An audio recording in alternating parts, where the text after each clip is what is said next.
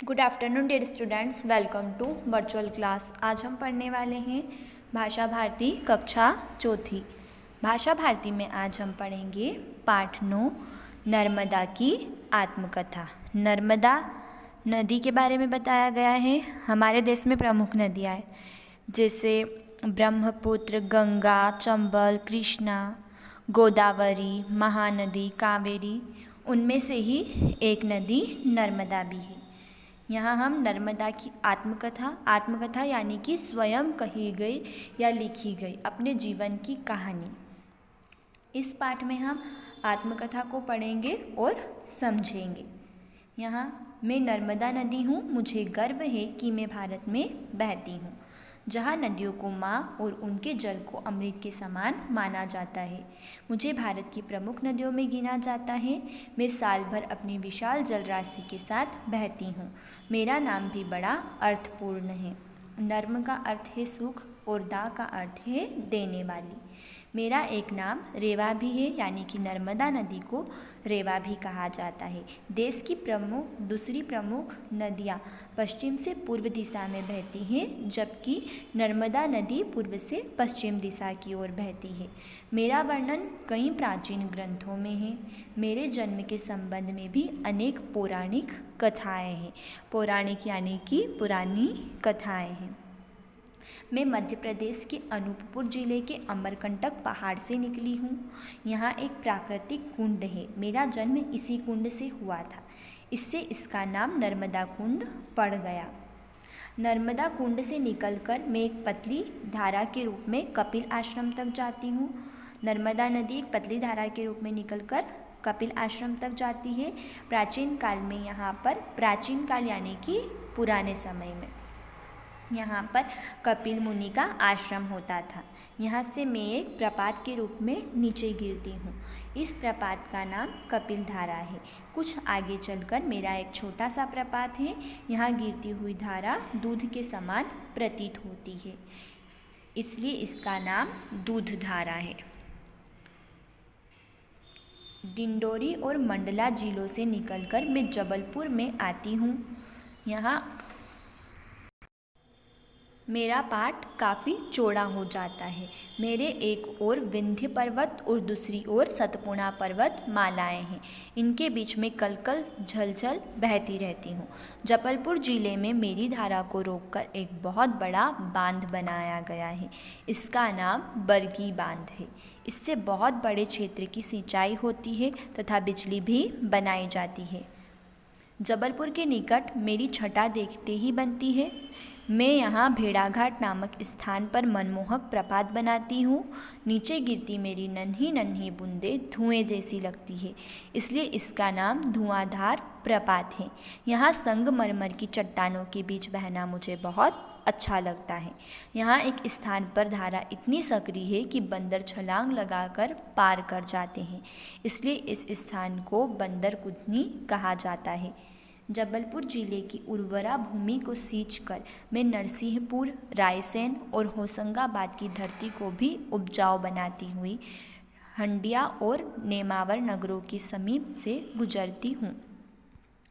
तवा मेरी प्रमुख सहायक नदी है। जो तवा है वो नर्मदा नदी की सहायक नदी है। खंडवा जिले में मेरे तट पर ओकारेश्वर नामक पवित्र तीर्थ है।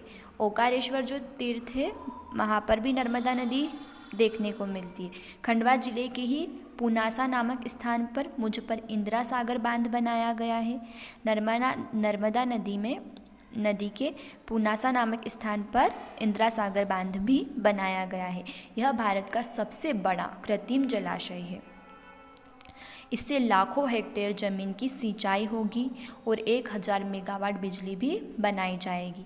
मैं आगे बढ़कर धार और बड़वानी जिलों में बहती तथा महाराष्ट्र राज्य की सीमा बनाती हुई गुजरात राज्य में प्रवेश कर जाती हूँ। यहाँ मुझ में कई नदियाँ आकर मिलती है। मेरा पाठ बहुत चौड़ा हो जाता है। गुजरात में नौगांव नामक स्थान पर मुझ पर सरदार सरोवर बांध बनाया गया है। मुझ पर बने बांधों से हजारों लोगों को विस्थापित होना पड़ा है। मुझे इसका बहुत दुख है, पर यह संतोष भी है कि इससे लाखों हेक्टेयर जमीन सींची जाएगी। मछली पालन होगा, तथा गांवों, शहरों और उद्योगों को बिजली भी मिलेगी, पर्यटन भी बढ़ेगा। यहाँ से आगे मैं समुद्र में मिलने चल पड़ती हूँ। गुजरात के भड़ोच जिले में विमलेश्वर नामक स्थान पर खंभात की खाड़ी में गिरकर मैं अरब सागर में समा जाती हूँ। मैं अपने जन्म स्थान से लेकर समुद्र में मिलने तक सबको अपने जल से तृप्त करती हूँ। मेरे जल में स्नान कर भक्तों को शांति मिलती है। मेरे भक्त मुझे बहुत पवित्र मानते हैं। मेरे तट पर अनेक गांव व नगर बसे हैं तथा अनेक तीर्थ व दर्शनीय स्थल है। मुझे यह बहुत बुरा लगता है कि एक ओर तो लोग मेरी पूजा करते हैं तथा दूसरी ओर मुझ में कचरा, गंदा पानी और मृत प्राणी डालकर मेरा जल प्रदूषित करते हैं। मेरी सच्ची पूजा तो मुझे स्वच्छ बनाए रखना है। मैं मध्य प्रदेश की जीवन रेखा हूँ। प्राचीन ग्रंथों में मेरी स्तुति की गई है। धर्म ग्रंथों में ही नहीं, लोक गीतों में भी मेरा उल्लेख है, जो मेरे प्रति लोगों की श्रद्धा व प्रेम का प्रतीक है। कार्तिक माह में श्रद्धा से गाते हुए लोगों की ये पंक्तियाँ मुझे भी अच्छी लगती है। नर्मदा मैया ऐसे तो मिली रे, जैसे मिल गई माई और बाप रे। नर्मदा मैया ऐसे तो मिली रे। कितना प्यार भरा है ये इस गीत में।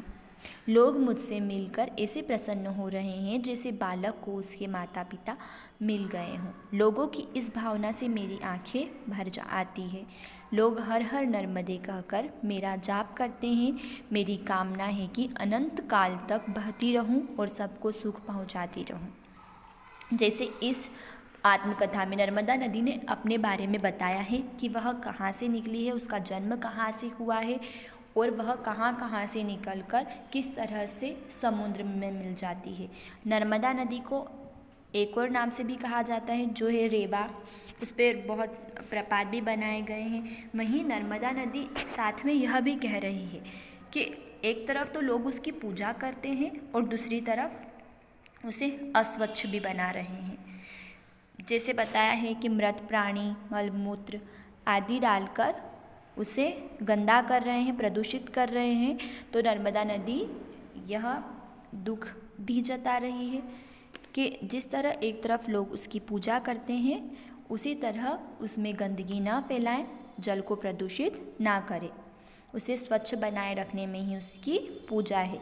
तो उसी तरह से हमें भी जल को प्रदूषित नहीं करना चाहिए। हमें यह ध्यान रखना चाहिए कि हम नदियों में, जलाशय में गंदगी न फैलाएं, उन्हें स्वच्छ बनाए रखें, उनमें कचरा, कूड़ा, मृत पशु पक्षी कुछ भी न डालें। यही नर्मदा नदी भी कह रही है।